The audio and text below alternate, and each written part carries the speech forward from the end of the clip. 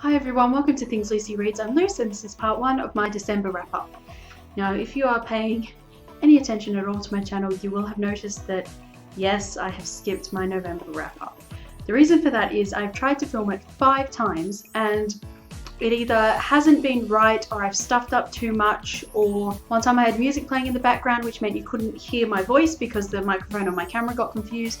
And then the 5th time, I finally got it right and the footage got corrupted. So I'm not doing it.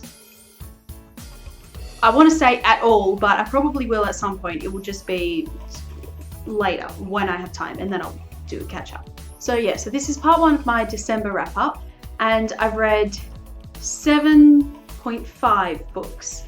The 0.5 is the first one I'm going to mention, and it is Ober Newton by Isabel Carmody, which I'm counting as a half, even though it's a book on its own, because I have this bind up of the first 2 novels. So I'm not actually counting it as one whole book, and it is not counting towards my reading challenge yet. Yeah, so it's the first volume in a fantasy slash dystopian future kind of series. It started being written in the 80s and it's really kind of famous here in Australia and also overseas, I'm pretty sure as well. But I've never read it, so I thought it was about time that I did because the 7th book was just released. Yeah, so I really enjoyed it. It follows this girl called Elspeth, and she is what they call a misfit, meaning she has like mental powers. People who have like telepathic powers are classed as misfits and they're all sent to this institution high up in the mountains. Yeah, so it was pretty good. I gave it like a 3 or a 3.5 out of 5 and I'm pretty excited to read on. Okay, so the next 4 books I'm going to mention, I didn't read all of them this month. I actually only read the last one, and it is the 4 volumes of a manga called Stretch, which I read online. I will put the link in the down bar or up here somewhere. I've been reading it on and off throughout the year, but I decided the other day that I would catch up and found out that what I read that day was all that would ever be there of that manga, which is kind of disappointing because I thought it was going to be like a Yuri manga, and then it just turned out to not be a Yuri manga. There was all of this tension and kind of little illusions that they would want to be together, and then they were just never together, and now it's finished and I'm really sad. So I gave the first volume 4 stars and the last 3 volumes 3 stars each. It is pretty enjoyable.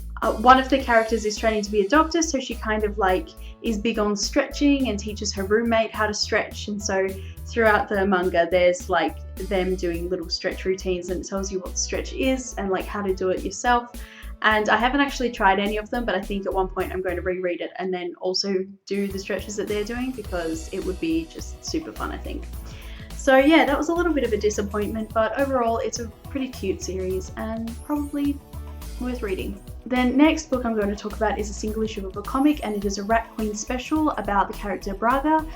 I gave this 3 out of 5 stars. So the big reveal is that Braga is trans. She's a trans woman. And the synopsis of the comic says, you know, she wants to live a life that's defies all of the traditions of orc kind, and she has to leave her clan. And so you go into it thinking, yes, this is going to be about her being trans and her transition and stuff like that. It's not that at all. Like, she's had a one-night stand and she comes down and her partner is at the table and kind of is asking her about why she left the clan, and it flashes back to before she transitioned, when she was presenting as a male and she had a male name and she was being referred to as the son of the chief of the clan of orcs. And it turns out that the reason that she left the clan in the first place is because she wanted peace. She didn't want to live a life of perpetual war the way that all of the other orcs did. And so like that, it was interesting, but it's not what I thought it would be. I thought it would be about her transitioning. So yeah, it confirms that she's trans, but doesn't actually talk about it at all. And it was just weird. It was weird, and I didn't really like it as much as I thought that I would. So that was a little bit disappointing as well. And then the next book that I read is volume 2 of Ouran High School Host Club by Bisco Hattori. This was pretty cute. I gave the actual Ouran part of the story 3 stars and then added on an extra star for a short story that got included in the back called Romantic Egoist, which was really, really cute and I loved it. There was nothing wrong with this volume, it just so happened that the 3 episodes of this manga are also among my least favorite episodes of the anime. Okay, so the first episode in this is the episode where they have their physical examinations at school and all the doctors come in and the host club has to hide that Haruhi is actually a girl. And then the second one is the one with the little kid that wants to learn how to impress women because there's a girl that he likes but she's moving out of the country and he wants to, know how to impress her before she goes. And then the last one is the one where they all go to Kyo's family's resort and Honey gets lost in one of the pools and they have to find him and then there's alligators and it's a crazy adventure. So it's just not 3 of my favorite episodes, so I didn't especially enjoy reading about them in manga form, but they're pretty cute episodes and it was pretty cute manga. And then like I said, I really love the short story that was in the back. Actually, there was 4 because there was the bit about the twins fighting as well.